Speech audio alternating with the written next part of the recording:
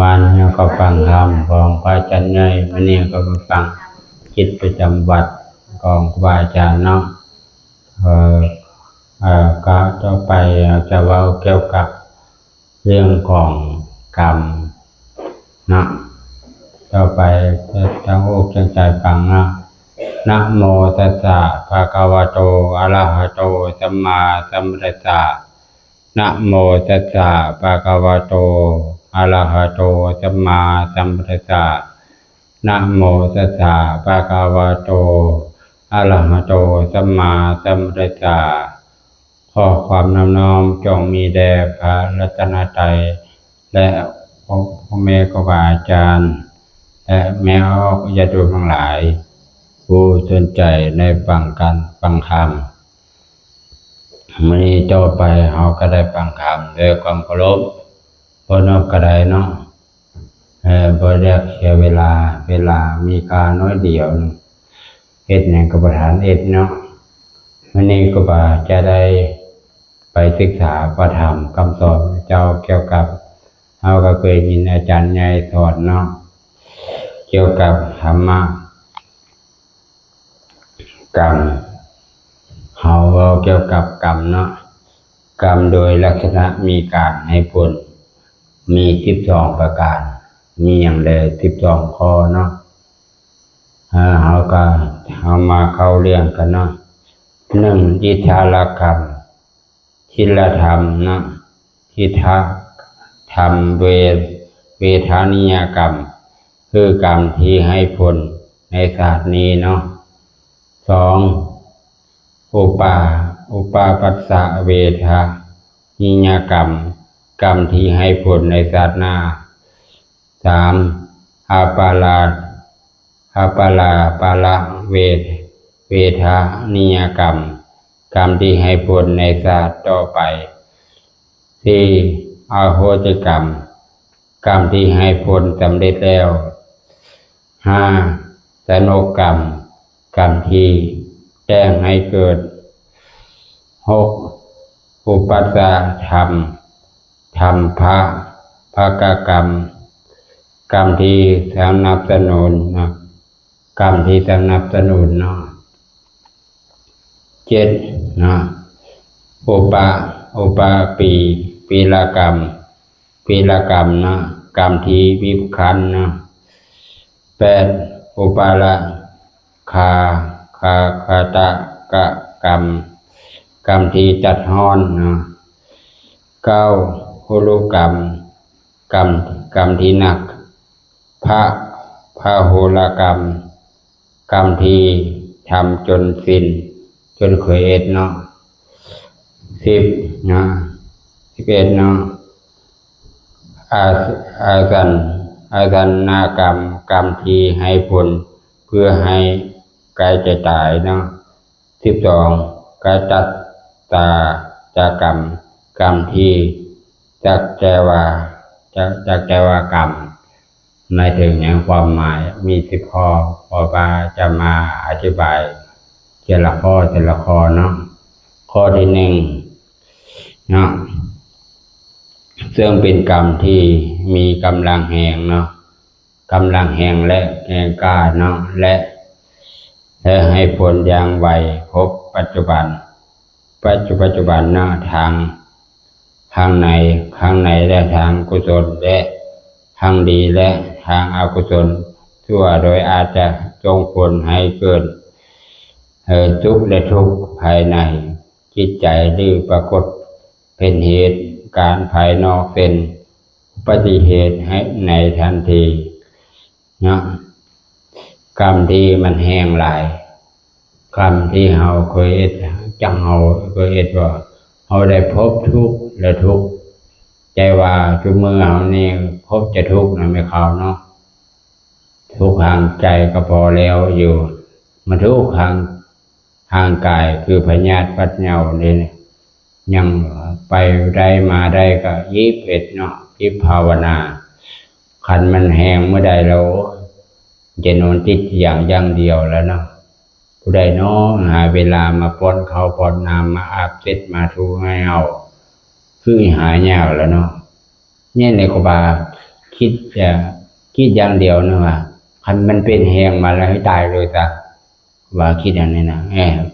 ใครได้สบายเลย นอนแล้วถ้ามันเป็นแหงมาตายไปว่าเขากินยาเบื่อเลยนะตายปั๊บเลยไข่เนาะมันต้องทรมานคันมันทรมานแล้วโอ้ยเครียดอย่างก็กินเขาบ่แซ่บนอนก็บ่หลับอีกอย่างก็โอยลูกก็โอยนะก็โอยเออจมคิดห่วงนำลูกนำหลานอันนี้เป็นว่ากรรมเนาะกรรมกันมีลูกหลานมาเยี่ยมมายามใครได้คันลูกบ่อยากลูกมีอยู่คือบ่มีก็กรรมของเฮาเนาะเฮามาเข้าเรื่องอีก2เนาะลักษณะของทิฏฐิกรรมเวรและนิยกรรมหมายถึงให้ผลในปัจจุบันทันก่อนอันด่วนเนาะเป็นกรรมที่ให้ผลไวกว่าที่สุดในบรรดากรรมที่จัดว่าตามเวลาให้ผลเนาะตามเวลาที่มันจะให้ผลจังมันให้เวลาใดเฮาก็บ่รู้จักอันนี้แหละเป็นว่ายิบทำความดีให้หลายๆถ้ากรรมมันมาฮอดปั๊บนึงโอ้บ่ทันเฮ็ดหยังซ้ำได้รับกรรมแล้วจักกรรมมันมาแล้วใดเฮาก็บ่รู้จักเนาะก็ขึ้นกับว่ากรรมเก่าเฮาเคยทำแนวดีแนวร้ายทางวาจาแรงใจมันมาแปลกๆเฮาก็บ่แต่ว่าเพิ่นให้ทำความดีเป็นกระแสเป็นคือกำแพงป้องกันเนาะครับเอาปังต่อเนาะกำลังแห่งกล้ามีหยังใดเนาะมีกำลังแห่งกล้ากว่ากรรมชนิดอื่นทำให้ส่งผลในภพปัจจุบันได้โดยบ่ต้องรอสัตว์อื่นเนาะ3นะเป็นจังใดเป็นได้ทั้งกุศลและอกุศลกรรมดีทำไว้ในอดีตอาจจะส่งผลให้มีความทุกข์ในปัจจุบันส่วนกรรมชั่วก็อาจจะทำให้ประสบกับความทุกข์ในชาตินี้เป็นกันเนาะคันหากรรมชั่วมันจะส่งผลในอดีตหรือปัจจุบันเนาะก็คือเว้ามาเมื่อกี้เนาะคันมันส่งผลแบบใดเฮาก็ได้รับแนวนั้นคันมันส่งผลเฮาได้ความทุกข์เฮาก็ได้ความทุกข์ก็คือว่ายกตัวอย่างเนาะคันลูกที่เฮาจะเกิดมาเนาะลูกกำลังเกิดมาอยู่ในท้องเฮาลูกผู้ใดก็แล้วแต่คันลูกผู้นี้นะคันมันเป็นกาลกณีเนาะเพิ่นว่าเกิดมาหาแม่ปั๊บเฮ็ดให้พ่อแม่นี่ร่ำรวยมีโชคมีลาภคันลูกคนนั้นเกิดมาเป็นกาลกณีเนาะเกิดมาเฮ็ดให้พ่อแม่จิบหายวายบอดเงินไม่ตกทุกข์ได้ยากอันนั้นเป็นลูกที่บ่ดีเด้อย้อนว่าผลของกรรมเนาะผลของกรรมคันมันจะส่งผลทางดีหรือบ่ดีอันนี้เป็นว่าทางเฮาอีดีมันจงผลแนวดีคันเฮาอีบ่ดีหายคิดหายว่าหายผู้อื่นมันจะส่งผลแบบใดให้เฮารู้ประจักษ์ว่ากองกรรมมันส่งผลแบบนี้เนาะอันนี้ก็คือว่ายกตัวอย่างเว้ามาเนาะตัวอย่างทางด้านจิตใจอีกนะการทำดีอาจจะทำให้รู้สึกว่าสบายใจมีความสุขใจเนาะความสุขในขณะที่การทำความชั่วนั้นอาจจะทำให้เกิดความกระวนกระวายงอนใจเนาะความชั่วนี่ทำแล้วรู้สึกว่าบ่อยากเข้าบ่อยากน้ำไปเลยไม่เก่าเนาะมันฮ้อนใจอยู่ห้องแอร์ก็ยังว่าฮ้อนอยู่นะความชั่วนะอันตรายเด้คันอยู่ความดีนะอยู่ห้องแอร์ก็เย็นอยู่ใช้ก็เย็นอยู่ใช้ก็สบายอกสบายใจกินข้าวแซ่บนอนหลับเนาะอันความชั่วที่กินข้าวก็บ่แซ่บนอนก็บ่หลับคิดแต่ความชั่วคิดแต่เรื่องความชั่วเนาะความชั่วแนวใด าเอ็ดไปก็คือว่าเจ้ากี้ก็บ่าก็เคยคิดแต่เรื่องก็บ่าบ่คิดเลยว่าก็เคยเจอเรื่องเพราะนั้นบ่เคยค้าไก่เนาะก็บ่าคิดบ่เคยค้าไก่ก็เคยค้าไก่เขาจะเกินมาอายุประมาณ9 ปี10 ปีเนี่ยเคยขาไก่ตัวหนึ่งไก่ตัวนั้นน่ะกำลังฟักควรตากเนาะทับปึกตายแล้วมันเป็นมันคือว่าไก่ตายนี่แหละเวลาเอาลงมอนโอ้ยมันดีดีมอบ่ล่ะคิดว่ามันตายแล้วโอ้รู้สึกว่าอันนี้ก็บาปเปิดเผยบาปเลยเนี่ยมันดีอยู่มอแล้วมันยึดอยู่มอเลยโอ้ก็ดีแล้วก็บากรรมมันมีอาจารย์องค์หนึ่งเป็นเราบาฟังเพิ่นเคยเป็นเราก็บาฟังว่าเพิ่นเคยไปความเป็นพระออกนะเพิ่นฆ่าไก่นะเพิ่นจะเอาเชือกนะมัดคอไก่ยังเลยนะแปลว่าเป็นมัดคอไก่ทรมานไก่ให้ไก่ตายนะเพิ่นทรมานไก่จนนี้หลายโตอยู่แต่ว่าเพิ่นบวชเข้ามาในพระพุทธศาสนาแล้วแต่ว่าการปฏิบัติของเพิ่นก็ดีอยู่ดอกแต่ว่ามันอยู่ทางบ้านมันบ่สบายใจมันเล่าร้อนมันเจ็บปวดร้าวเป็นพยาธิปัดเหงาเพิ่นว่าแล้วเพิ่นนิเวศวันเพิ่นไปนิเวศนะไปนิเวศไปปฏิบัตินะแล้วเพิ่นก็เลยความทุกข์กว่านั้นน่ะยากหายแด่บรรเทาแด่นะโอกาสนิเวศเนาะมาทางกรรมฐานมาฝึกจิตฝึกใจมันบรรเทาได้หลายแต่ว่ามันจะส่งผลตอนใดก็บูจากรายกรรมตัวนี้เนาะคืออุปมาบอกเชียงเมียงเนาะพญาบอกว่าไปก้อนไก่เด้อไปเชียงเมียงเอ้ยไปก้อนไก่บอกเชียงเมียงเข้าใจว่าไปก้อนไก่แนวใดเนาะบอกเชียงเมียงก็เอาเชือกมัดไก่แล้วก็อื่นเจ้ามามันก็ลากไก่ไปลากไก่ไปฮอดตลาดชาวบ้านชาวเมืองเห็นบ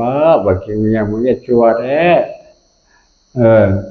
กันจะลากไก่นะฆ่ามันตายก่อนแล้วยังลากไปก็บ่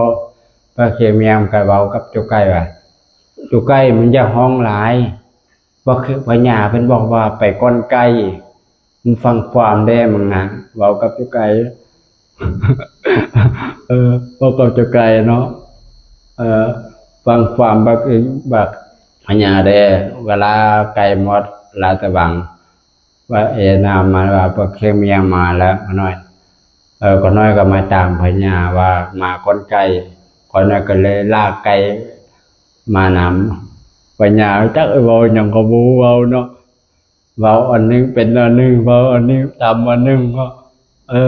เว้าบ่ติดความเนาะเว้าบ่จบเนาะ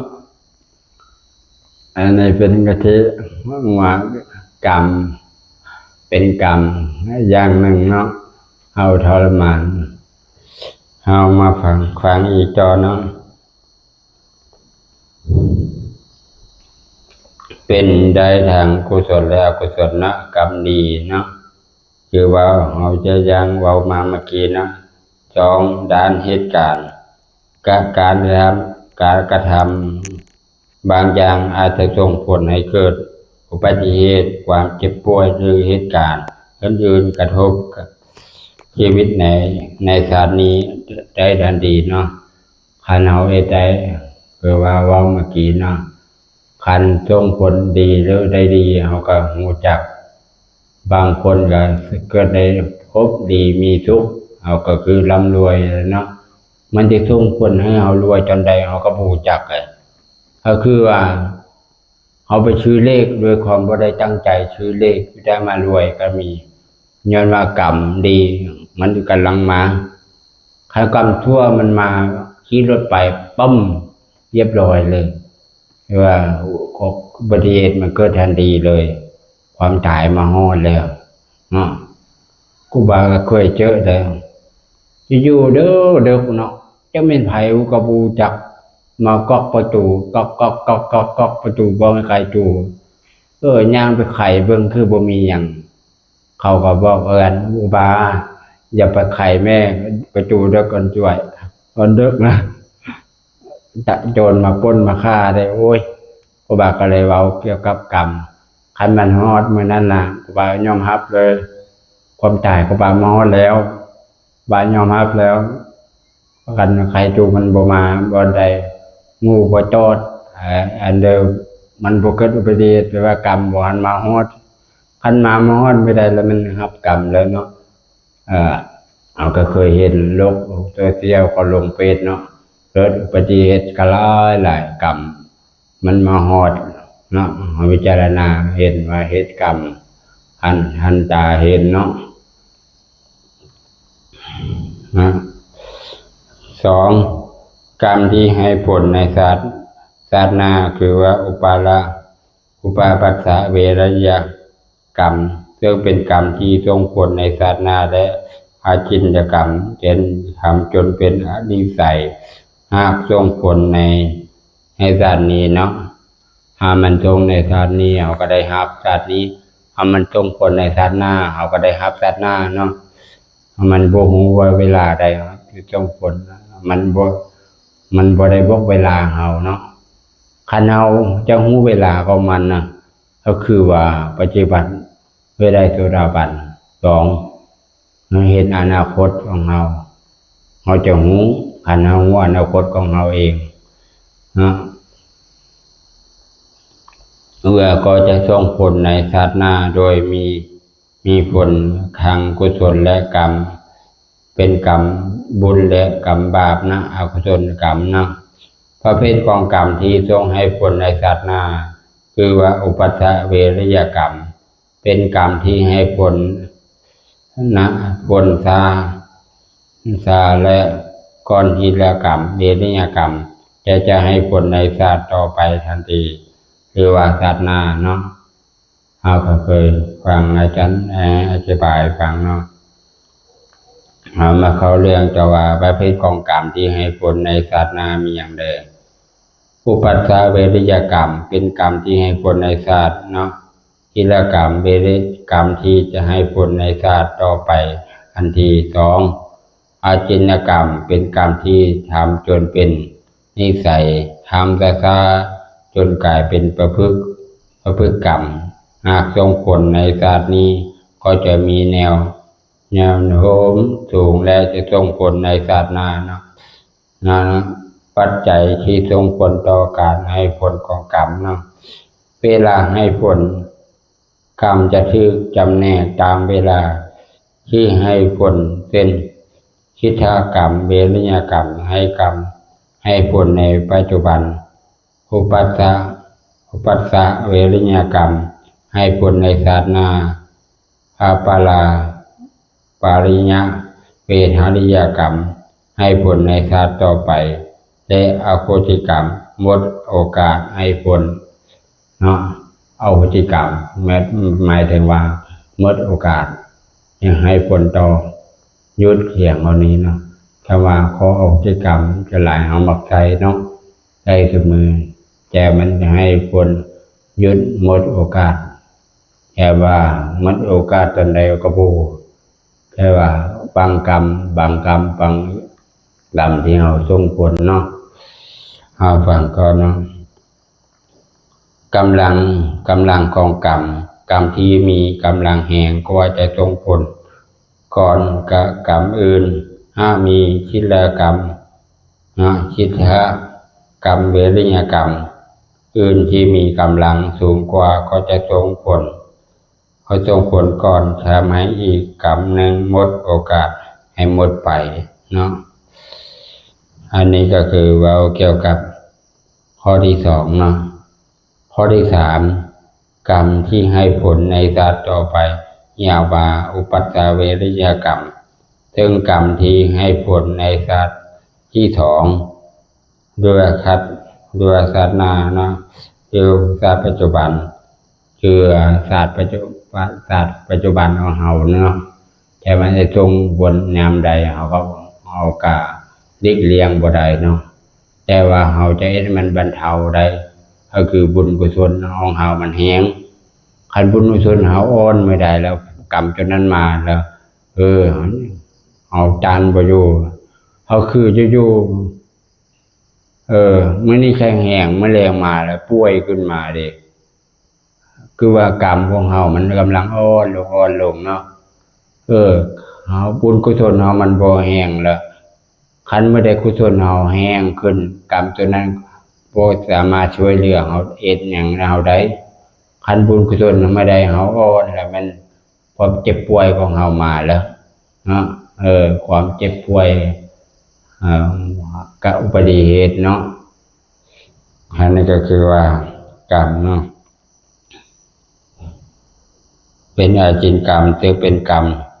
เป็นอุปนิสัยเสมอก็สามารถให้ส่งผลในชาติหน้าเป็นกรรมหากรรมอื่นมาก็บ่ขัดขวางนะอุปัฏฐเวริยกรรมความหมายกรรมที่ให้ผลในสัตว์กรรมที่เกิดลักษณะกรรมที่ชื่อกำหนดให้ผลในสัตว์ถ้าโดยเฉพาะเป็นอาจินกรรมความหมายกรรมที่จนเป็นนิสัยและยังทำอย่างสม่ำเสมอกรรมคือเฮาขี้คร้านเนาะเฮาขี้คร้านมันก็เป็นอุปนิสัยขี้คร้านตลอดเวลามันจะส่งผลในชาติต่อไปว่าขี้คร้านตลอดเวลาเนาะยามใดขี้คร้านเขาปลาอาหารก็บ่อยากเอ็ดหยังบ่อยากคำหยังขี้คร้านนึ่งเขานึ่งนำเขาไปเป็นลูกเคยเขาก็ขี้คร้านเนาะคือแม่จูก็ว่าเกี่ยวกับแม่จู3อันแม่จู2คนเนาะมาวัดเนาะ3คนมาวัดมาแล้วไอ้แม่จูนึงก็แม่จูนึงมิตรใจแม่จูนึงได้บุญได้แม่จู2แม่จูนี่ได้บาปมาฮอดวัดแล้วก็เอาครูบาอาจารย์ที่ใส่น้องวันใดจะมาเห็นหน้าเห็นตาเอ็ดข้าวปลาอาหารมาเคียนแล้วก็หน้าก็จะเคียนแล้วก็มาจมเรื่องลูกเคยขี้คร้านบ่ว่ายาวแบงหน้าให้ตาให้มันก็ว่าโดยมันจะแบงเอ็ดชวนยางพาราให้ลูกเคยขี้คร้านเอาได้ว่ากินแต่เรากินแต่นอนจมเราเรื่องลูกเคยมีจูนี่คือกันมึงบ่ท้อของกูว่าแม่จะไผก็กระตื้นช่วยแล้วแม่จูนี่ก็ว่าไข่ได้ลูกไผ่มึงแกงหน่อไม้แบบจมเรื่องลูกไผ่แม่จูนั่งอยู่ข้างๆนะว่าฮึ่งบ่เว้านำบ่จมเรื่อง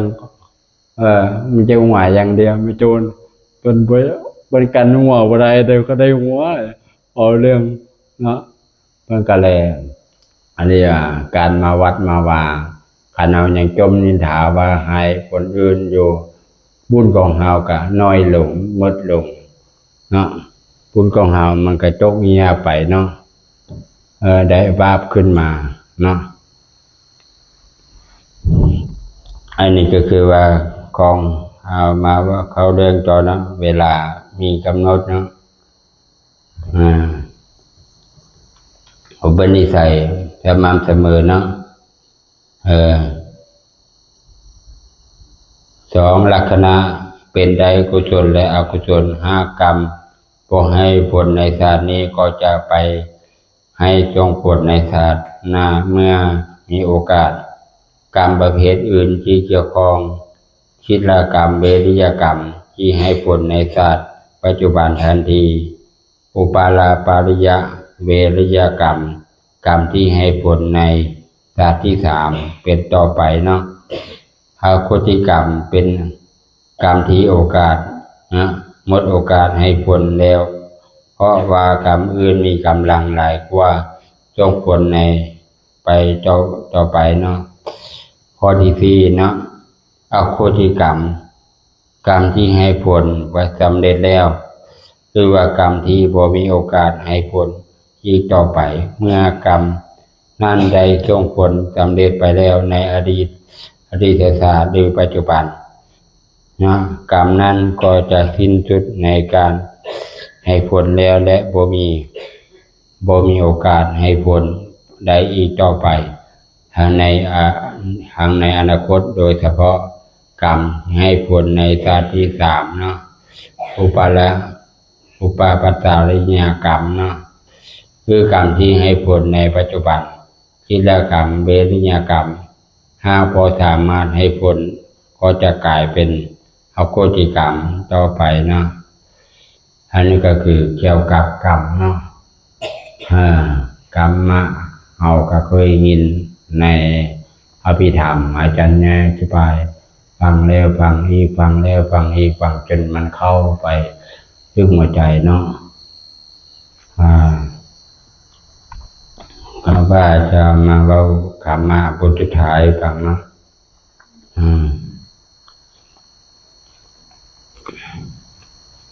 ธรรมาก็ว่าเขียนไว้หลายแต่ว่าจดไว้หลายบางเครือก็ชื่อได้บางเครือก็ลืมได้มันความจำมันวันคือเด็กน้อยเนาะเด็กน้อยเป็นไงคือว่าคำเราแก่เป็นมาเหียนอะไรอย่างก็ให้เหียนยิบจอนอย่างน้อยเยอะมาแล้วมันมันชื่อซาโพดจะเห่าล่ะโอ้ยยังน้อยลาบาลาลูกกับแม่เรียนหนังสือโอ้ยยังนอนต่อเอาไปเอามาไม่ตัวหลานมันยังนอนแล้วมันนอนซะตอนลูกเฮามันสบายมาแล้วให้ลูกมันสบายแต่เป็นในไรมันเยอะมาแล้วบอกไปเอ็ดอย่างกับฟังคืออุบาเคยเห็นพวกเราไม่โยมแม่อุบาเขาสอนอุบาอย่างน้อยเรื่องนึงมีลูกชายคนหนึ่งพอแม่บอกว่ามาลาไปเบื้องไห้ได้ดูคานไปนะบอกไป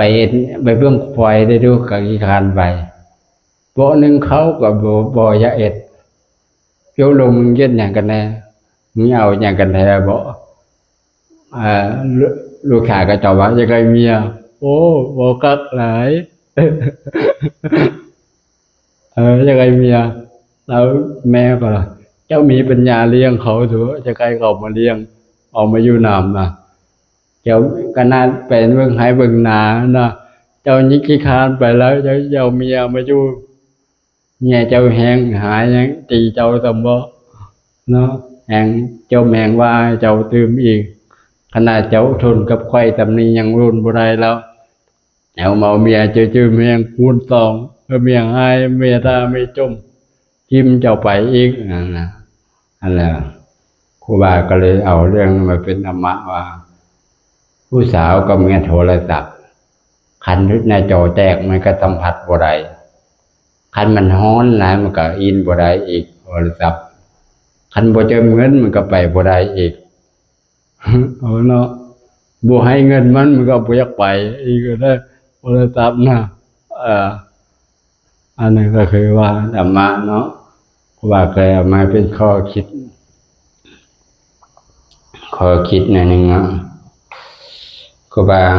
ว่าเกี่ยวกับธรรมะขอถ่ายเนาะธรรมะว่าสาธุอานิยกรรมสัมภาทะกาลีทำการโดยบ่มีไขควรบ่ดีเลยเนาะหาบ่ไขควรมันบ่ดีเนาะให้ไขควรทำบุญกุศลโอ้มื้อนี้วานเอาได้ถวายกฐินเอาก็ได้ไขควรวานเอาเอ็ดหยังทำดีอันใดได้เฮาก็มาเลยนึกถึงตลอดเนาะไขควรทำความดีของเฮาไหว้พระสวดมนต์โอ้มื้อนี้ก็ได้นั่งสวดมนต์เอาก็ไขควรตลอดเนาะอันนี้คำบางเพลเป็นว่าทำดีนั้นไผบ่ยองก็จะก็ตามสร้างการทำตัวนั้นไผที่ยองก็อย่าทำเป็นว่าเนาะคำตัวผู้ใดทำความดีทำดีแล้วได้ความสุขเฮาก็รีบทำเนาะคำชั่วแล้วบ่มีไผยกย่องก็อย่าทำเป็นว่าความหมายไว้จังใดไม่ข่าวบ่ความหมายว่าความดีเป็นสิ่งที่ควรกระทำเพราะเหตุดีแล้วนำความสุขมาสู่จนถึงจะบ่มีให้ไผย่องก็ตามสร้าง คันว่าทำความชั่วนั้นเนาะเป็นสิ่งที่ทำแล้วเพื่อนงอนมาถึงตนแม้นว่าไผๆก็ยกย่องว่าสรรเสริญก็บ่ควรทำทุกมื้อนี้เขาว่าทำความชั่วนั่นน่ะดีหลายเขาว่านะเขายกย่องทุกมื้อน่ะยกย่องความชั่วหลายเนาะอันนี้ก็คือธรรมะเอามากล่าวเป็นอะไรมากล่าวเข้าใจบ่เข้าใจแล้วก็สาธุบุญนำหลายๆผู้ได้เข้าใจเอาไปจึกไปพิจารณาฟังธรรมะเป็นกระจิตเตือนใจของเราทุกมื้อเนี่ยเราได้ฟังแล้วก็สบายใจบ่ได้ฟังแล้วก็คือนอนบ่หลับนั่นแหละเนาะคิดฮอดธรรมะนี่ธรรมะก็อยู่ในใจเฮาแล้วเนาะคิดฮอดไปใส่เฮาก็น่าบ่มาคิดเนี่ยมันก็บ่เป็นธรรมะถ้าเอามาคิดมันก็คือว่าธรรมะมันมีทุกอย่างทางเว้าดีทางเว้าบ่ดีมันก็ให้ข้อคิดเห็นแตกต่างกันเนาะอันนี้ก็ขออนุโมทนาบุญกุศลอยากไหว้อาจารย์และเจ้าแม่ขาวผู้ใดมีโอกาสได้มาฟังธรรมนี้จงมีความสุขความเจริญในบุญกุศลนะได้ด้วยปัญญาได้มีกระจิตเตือนใจอาจจะมาแนะนำขอต่างแขนครูบาอาจารย์ขออนุโมทนาบุญกุศลจะมาเกิดสิ่งที่ยังบ่ถึงเพื่อบรรลุสิ่งที่ยังบ่บรรลุเพื่อทำให้แจ้งสิ่งที่ยังบ่ดำแจ้งโดยทางพระนิพพานขออนุโมทนาครูบาอาจารย์และแม่เก่าจงมีความสุขความเจริญด้วยพระนิพพานบุญใดที่ท่านทั้งหลายก็ได้กรรมจะมาด้วยขออนุโมทนาแต่บุญกุศลใดอาจจะมาได้กระทำของท่านทั้งหลายมีส่วนบุญเพื่อทุกท่านทุกคนเทอญ